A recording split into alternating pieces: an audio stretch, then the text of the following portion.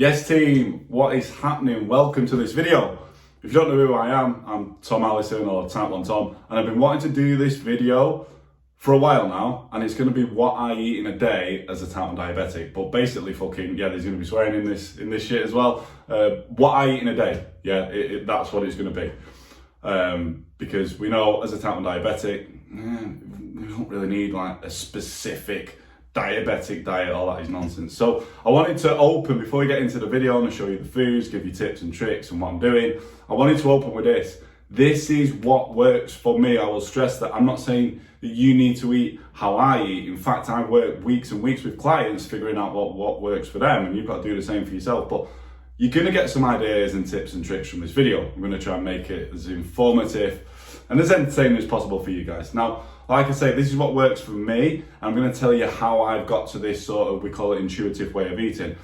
My current goals at the moment, is very performance based, wanting to increase strength and stuff like that. So I'm eating in accordance with that. When my goals change, my nutrition changes a little bit, but I've kept it as sort of a base outline in this video. Now, like I said before, intuitive eating, how we got to this point. I will recommend every single one of you as a Type 1 diabetic to track your food intake.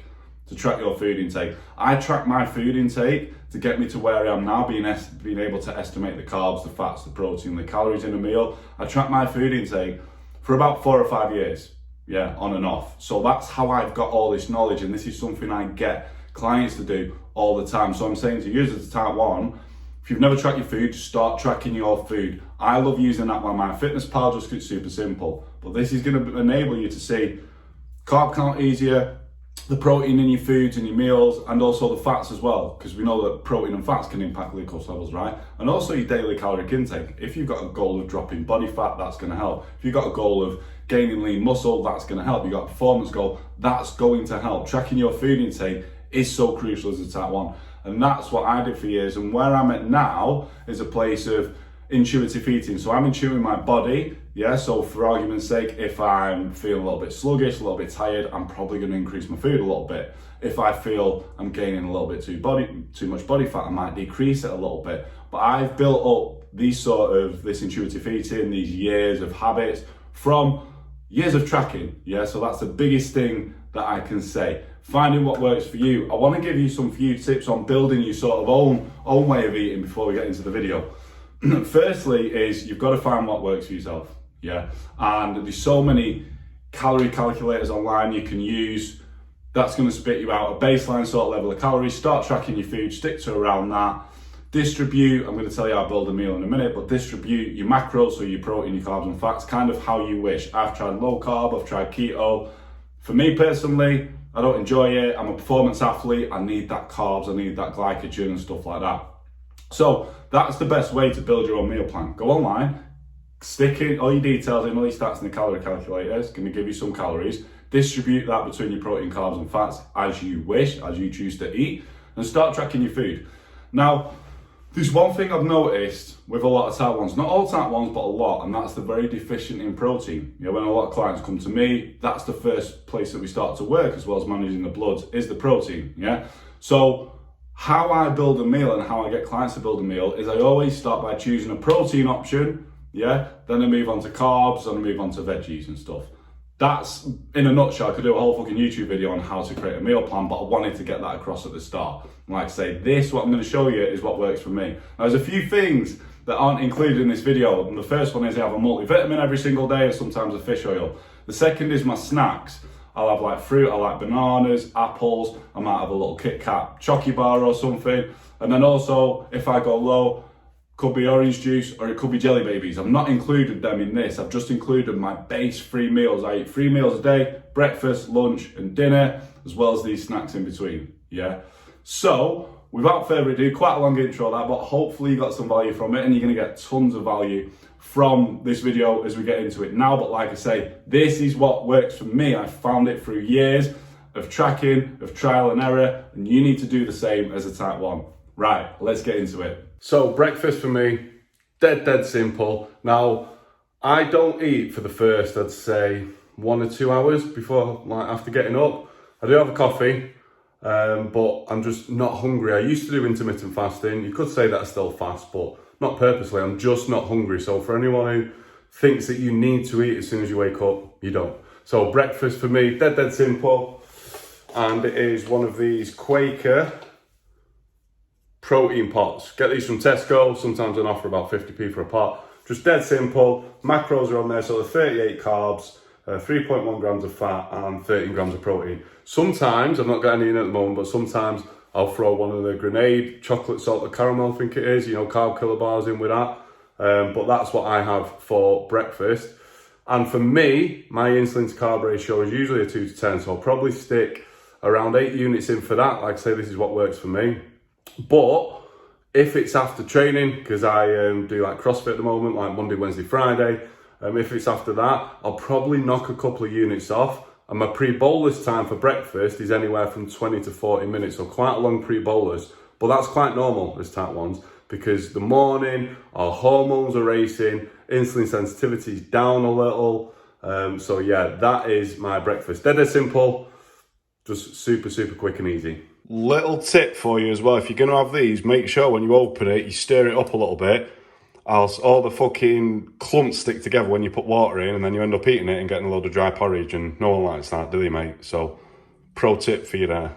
One thing I do tend to do in my meals as well, especially with my breakfast, is after my pre-bolus, I usually wait until I'm at the lower end of my range, so I'm working in moles. So at the moment, I'm 5.9. I've only bolused like 10 minutes ago. So I usually eat breakfast when I'm anywhere from 4.5 to 5, I'd say. Now this is what I personally do. It's a very fine art between catching that pre-bolus time at the lower end of your range and not going low. And I do that because breakfast is the one meal that I know I'm going to spike with. And I want to stress this fucking now. Getting a spike is natural. Like even in non-type 1 diabetics, their blood glucose when they eat will go up, the insulin will kick in, and it'll bring it down, yeah? But the reason that we pre-bolus, or I wait until I'm at the lower end of my range, especially breakfast, is because I know I'm going to get some sort of spike, but I don't want it to be going up to like 12, 13 foot. Like I'm happy for it to go up to around 8 or 9, sometimes 10, and then start to bring its way back down. So that's what I personally like to do to keep myself like in target range and keep a good time in target range for the day. Right, onto my second meal of the day, or dinner. This fluctuates quite a bit for me. Sometimes it might be, like the easy microwavable packets of rice, stick in the microwave for 2 minutes, with a packet of chicken, some frozen veg, or recently, I'm going to show you now what I've been having. So we've got 2 bagels, a couple of slices of smoked salmon, and some scrambled eggs. Pretty simple, pretty basic. In terms of macros, I'll be honest, I'm not tracking. And I'm not tracking because I spent so many fucking years tracking, I can roughly estimate what this meal is going to be. So in a bagel, there's around 45 grams of carbs. There's 90 grams of carbs, yeah? Not really any other carbs in this meal. And we've got probably around 30, 35 grams of protein. And then it's quite a high fat meal, right? So probably looking at 15 to 20 grams. Now for this, my ratio is a 1 to 10. Right, but what I've done is this is what works personally for me. Yeah, you've got to find out what works for you as well. Pre-bolus time, I bolus just before I was cooking the meal, probably about 5 or 10 minutes. Yeah, and what I've done is I've just stuck 7 units in because I was like looking at my watch to see my blood glucose. I was 6 moles with a diagonal arrow down. Yeah. Now, because it's quite high in fat and there's some carbs there, we all know fat slows the digestion of carbs down. What will probably happen with me with this meal, in about 90 minutes to 2 hours, I'll start to see my blood glucose start to spike up. Now, I'm on a pump. I could put an extended bolus on, but to be honest, I choose not to. I'm here, I'm at home, quite lucky to be able to work from home and keep an eye on it. So all I'll do is I'll give myself another bolus when I start to see that spike up. So pretty basic meal. Like I say, dinners with me, breakfast stay pretty standard with the protein oat pots, and then the protein bar. Dinners is something, depending on how I'm feeling, I'll fluctuate from. At the moment, I'm feeling like fucking bagels, eggs, and salmon. Anyone that says this is a breakfast, it's a dinner as well, mate. What you may notice is there's no green shit with this. Sometimes I'll stick some rocket in with this because I like the taste and just to get some fucking green goodness in. So, my last meal for the day, or dinner you could say, is going to be stew. I've done slow cooker, which I'll show you in a sec, dumplings and a tiger baton. So, my last meal is normally my biggest meal, yeah? I'm going to show you the meal in a sec, and I'm going to talk you through how I'm going to bolus for this as well. So I love things like stews and slow cooked meals. Like, I've grown up with it. My dad was always meat and potatoes and veg sort of guy, so that's kind of where I get it from. I'm going to show you this first. Look at that. It's not yellow, that's gravy. It's like tender beef, some casserole vegetables from Aldi with some potatoes in. I'm going to tell you how I'm going to count the carbs for that. So we've got the stew, obviously, the dumplings and the tiger baton. Right, so how am I going to bolus for it? Well, I've just done 30 minutes on the turbo trainer, which is like bike intervals, indoor cycling, yeah, which I know is going to increase my insulin sensitivity. I'm currently out looking at the watch for my blood glucose again. Currently at 8 moles with a diagonal arrow down, yeah. Now, this is a tricky meal to bolus for because it's going to need an extended bolus, and it is late on in the evening. Always hit and miss with split dual wave extended like boluses. You've just got to do the best that you can based on knowledge and stuff. Now, if we're going first off the casserole veg, there's vegetables, there's spuds in there.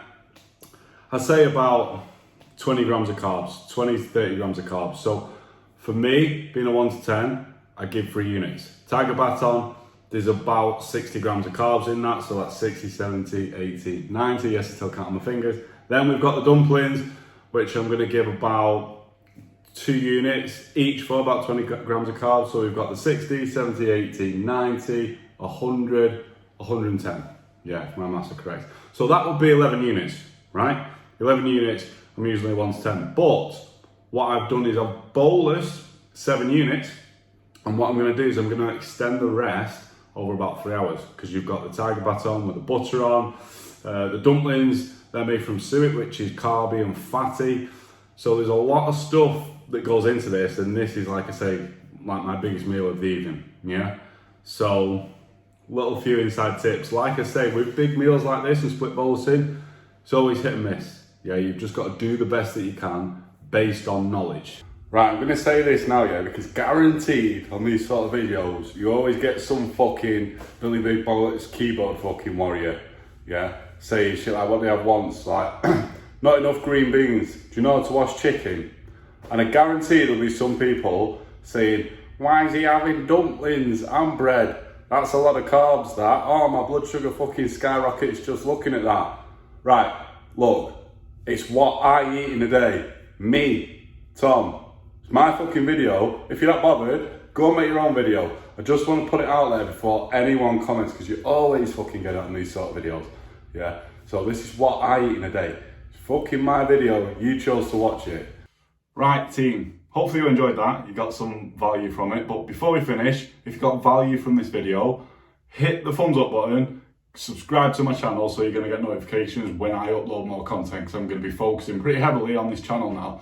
But I just want to recap with you, I don't track, but I recommend you to track if you're a type 1 diabetic and you struggle with nutrition and stuff like that, because it's just really going to help. It's going to help you test your insulin to carb ratio, bolus for fats, bolus for protein, because you're going to know what's in your meals.